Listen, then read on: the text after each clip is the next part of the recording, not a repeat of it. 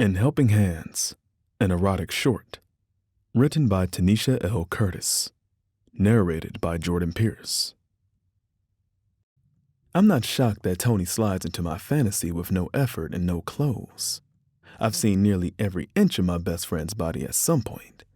Swim trunks at the swimming pool get dragged down just an inch or two when wet. A quick glance around while we're all changing in the locker room after tennis practice. Forcing myself not to stare too long when he comes out of my bathroom the morning after a casual sleepover in nothing but a loosely wrapped towel. And now here I am, jerking off in my dark apartment in front of my powerless, Wi-Fi-less laptop after getting yet another past due notice from my credit card company. The stress of being on furlough, running out of money, and not being able to bring myself to ask my parents for help. I just need some quick release. A quick shot of pleasure to help me clear my head so I can come up with a game plan until the federal government and my job opens back up. So instead of trying to fight it as I sometimes do, I dive in. I imagine whatever comes to mind about Tonie. His wide mouth and thick fingers and caramel eyes and ripped arms. I breathe his name, lean my head back on my desk chair and visualize him being the one to stroke me, asking me if I like it. Making me say his name.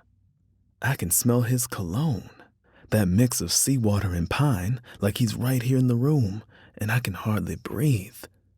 Now I see him picking me up and carrying me to his bed. "You want lunch, big boy?" I shout and slip out of the chair when the real Tonie startles me. I turn, grabbing the seat of my computer chair, looking up at him standing behind it. "What the hell is your problem?" I get to my feet, smacking his offered hand away. "Hey, I was just trying to help a stressed friend relax," Tonie says, feigning defensiveness.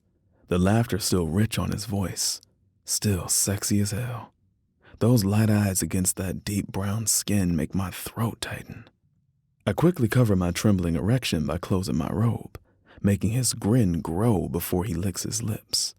His ankle-length scarlet trench coat is closed tight over his clothes, no doubt to block the fierce January wind gusting through downtown Atlanta. I take a few more breaths to calm myself down and get my erection in check. Well, as best as I can, with the center of my fantasy standing right in front of me. A wave of anxiety hits me as I wonder if he heard me saying his name, but I try to shake it off. Surely he hasn't been in the apartment that long. Surely I wasn't so deep into my fantasy that I didn't hear his key in the lock and then proceed to not hear him approach and stand watching me for too long. Right? What are you doing here, Tonie? What should I make of the fact that he's been having trouble keeping his eyes above my waist? Like I said, I just came to see if you wanted to grab lunch. He takes a step forward and I back into the wall beside my computer desk. Unless you want to turn this into a little afternoon delight. "Oh, shut up," I growl, shouldering past him and through the tiny living room. When I reach my bedroom, I call back to him over my shoulder, still surprised, still aroused, but immensely relieved at the prospect of something besides bottled water and instant ramen for a meal. "You're fucking paying, and you're gonna regret it because I'm starving." I put on boxers and jeans. "I think the light bulb is out on your floor lamp. It's plugged in, but it's not coming on," Tonie calls, sounding perplexed. If not for the midday light shining through my windows, the apartment would be pitch black. At least the sunlight brought me a few extra seconds. But I guess it's time to confess. I pull on my shirt and slide some thick socks into my feet. That's the latest thing to go. "What? Avery, it's winter for fuck's sake. You need power." "I know that, Tonie. I've got it handled. We don't exactly live in Minnesota." When I get back to the living room, he looks at me like I've legitimately lost my mind. He holds up a piece of paper.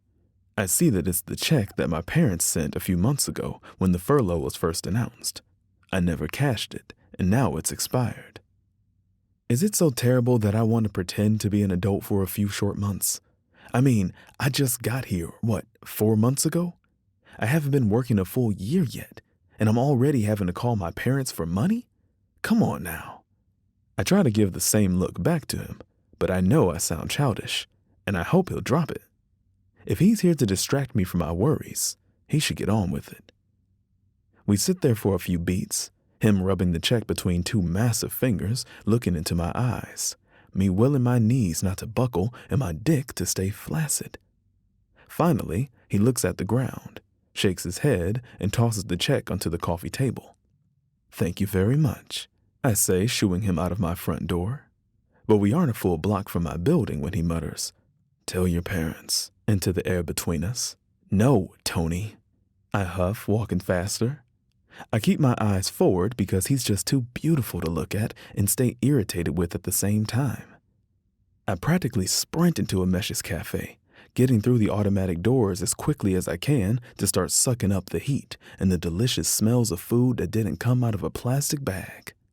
A thrilling wave of lust sets my back on fire as Tonie steps up behind me and his scent envelops me yet again. What I wouldn't give to lean back and have him wrap his arms around me. I straighten my spine, fighting the urge, stepping forward to order. I almost collapse when Tonie grabs me by the waist. My mind, not having gotten the orgasm I was headed toward before I was so gorgeously interrupted, immediately tries to drag me into another fantasy about his hands. I shake the thoughts away and turn to see why he stopped me. "You might need this," he says, holding me tighter as he puts a tray on the rail in front of me. "Right, thanks." He moves to grab one for himself, taking his hand away from my body. But the memory of that pressure stays with me all the way until we find a booth and settle in. I removed about half of the items on Tonie's tray and pulled them over to my side of the table. This leaves him with a bottle of Perrier and a giant bowl of quinoa salad. I'm already drooling at the bounty in front of me. A massive hunk of salmon, a gigantic tuna steak, a bottle of guava nectar, and a bottle of lemonade. 2 peach croissants, a large order of macaroni and cheese, a large wedge of brie covered in various candied nuts, and a mouth-watering slice of 7-layer chocolate cake, complete with chocolate sprinkles. Part of me does feel guilty and greedy, but I haven't eaten well in ages, and I'm not going to miss this opportunity to stuff an entire day's worth of food down my throat. When I get about halfway through my meal, I glance up to see Tonie furrowing his brow at me.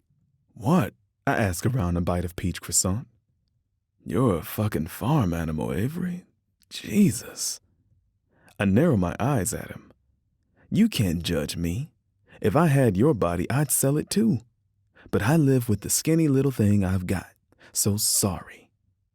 I roll my eyes and fill my spoon with another fistful of mac and cheese. I look up, and now there's the pity again.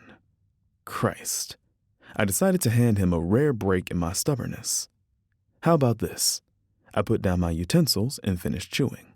"If you find me something I could do that will allow me the right to go back to work once the office opens back up and is not, I repeat, is not performed in front of an audience, I'll do it." He looked surprised but pleased. That helped me relax a little too. I go back to my food. "Okay, well, yeah, I'm sure I can work with that." He starts on his quinoa, smirking. "Tonie, I said no cam stuff." I wasn't gonna say that. "I'm thinking, and it's gonna fit all your rules, I swear. Do you promise to do what I offer?" The smile he gives me gets my blood surging below the belt again. I lower my gaze to my tray to keep from staring too long. How could you not make money off of eyes like that? "Yes, Tonie, I promise, okay?" He nods and picks up another forkful of salad, the smirk still stuck in place. What have I gotten myself into? "I've got it. I'll come pick you up tonight." I choke on a swallow of guava nectar. Tonight? Why? What is it?" "Well, unfortunately for you, none of your restrictions said anything about advanced disclosures, so I don't believe I'm under any obligation to say a word. Shithead. Plus, it would spoil the surprise," he adds. I sigh with impatience, but go back to finishing off my meal, wondering what kind of heinous manual labor he'll have me doing for pennies. At the same time, immensely grateful that he's trying to help me without making me feel like a child, regardless of how I'm acting. We wrap up the outing talking about his latest viewership and some new sex shop they've built in Buckhead that he now thinks is his favorite. It's larger and it has a wider selection of products, even if it's a little bit pricier. But they do offer discounts for sex workers, so I figured it balances out. It's closer to my house, too. More like mansion. I grab his tray and my own, having been stacking empties throughout the conversation, and take them to the garbage while he leaves a tip on the table and grabs my coat from my side of the booth. Sounds like a good deal for you, I say, sliding my arms into the sleeves, trying my best not to rub against his body. But his chest is so big. He is so big, and that's difficult to do. It could be a good deal for you, too, if you just give Cameron a shot, you know? He glides his hands along my shoulders. It probably looks to other patrons like he's just smoothing out the material, but it feels like a shower of heat falling across my skin.